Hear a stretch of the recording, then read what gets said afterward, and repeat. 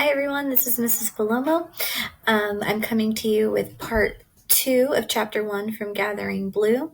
The last time we left off, Kira was burying her mother, and it's their tribal ritual where they go out into a field and they watch the spirit leave.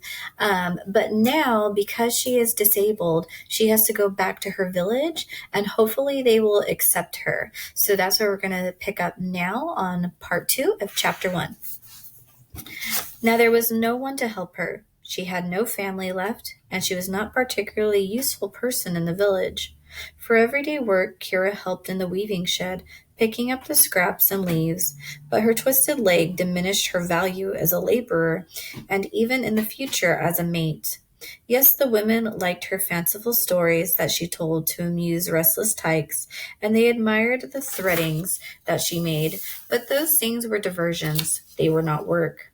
The sky with the sun no longer overhead, but sending shadows down into the field of leaving from the trees and the thorn bushes, as its edge told her that it was long past midday. In her uncertainty, she had lingered here too long. Carefully, she gathered the skins on which she had slept these 4 nights, guarding her mother's spirit. Her fire was cold ash and black smudge. Her water container was empty, and she had no more food. Slowly, using her stick, she limped towards the path that led her back to the village, holding on to a small hope that she might still be welcome there. Tykes played at the edge of the clearing, scampering about on the moss-covered ground. Pine needles stuck to their naked bodies and in their hair. She smiled. She recognized each little one. There was the yellow-haired son of her mother's friend. She remembered his birth 2 midsummers ago, and the girl whose twin had died. She was younger than the yellow-haired one, just toddling. But she giggled and shrieked with the others, playing catch me while I'm running, tussling and the toddlers slapping and kicking each other, grabbing toy sticks, frailing their small fists. Kira remembered watching her childhood companions at such play, preparing for the real scramblings of adult life. Unable to participate because she had a flawed leg, she had watched from the sidelines with envy. An older child, a dirty-faced boy of 8 or 9 years, still too young for puberty and the 2-syllable name that he would receive, looked over at her from the place where he was clearing underbush and sorting twigs into bundles for starters. Kira smiled. It was Matt, who had always been her friend. She liked Matt.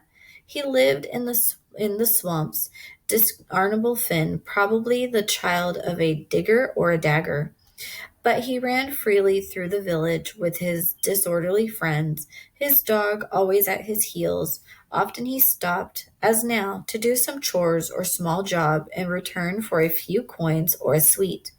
Kira called a greeting to the boy. The dog's bent tail, matted with twigs and leaves, thumped on the ground, and the boy grinned in reply. "So you be back from the field?" he said.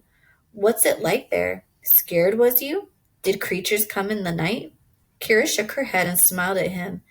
Younger, 1-syllable tykes were not allowed in the field, so it was natural for Matt to be curious and a little in awe.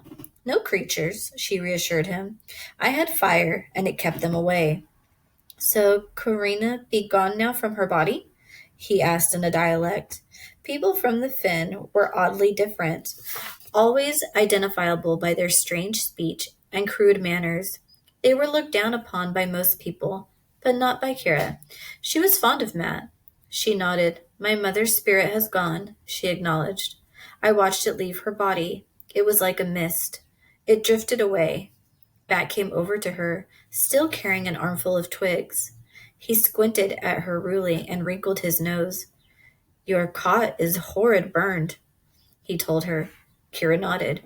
She knew that her home had been destroyed, though secretly she had hoped she was mistaken. "Yes," she sighed, "and everything in it. My frames. Did they burn my threading frame?" Matt frowned. "I tried to save things, but it's mostly all burnt. Just your cot, Kira. Not like when there's big sickness. This time, it's just your mum." I know, Kira sighed. In the past, there had been sicknesses that spread from one cot to the next, with many deaths. When that happened, a huge burning would take place, followed by a rude building that became most festive and with noise of workers smearing wet mud over the fitted wooden sides of structures, methodically slapping into smoothness. The charred smell of the burnt would remain in the air even as the new cots rose. But today there was no festivities. There was only the usual sounds. Katrina's death was managed, nothing in the lives of the people, but had been there. She was now gone. Their lives continued. With the boy still beside her, Kara pushed at the well and filled her container with water. Everywhere she heard arguing. The bickering was constant sound in the village, and a harsh remark of men of power and shrilling, bragging and taunting women envious of one another, and irritability of the tykes who whined and whimpered at the feet of their mothers as they were kicked away. She cupped her hands over her eyes and squinted against the afternoon sun to find the gap where her own cot had been. She took a deep breath. It would be a long walk to gather saplings and a hard chore to dig the mud by the river bank. The corner timbers would be heavy to lift and hard to drag. I have to start building, she told Matt, who still held a bundle of twigs in his dirty arms. Do you want to help? It would be fun if there were two of us. I can't pay you, but I'll tell you some new stories, she added. The boy shook his head. I'd be whipped if I didn't finish the fire twigs. He turned away.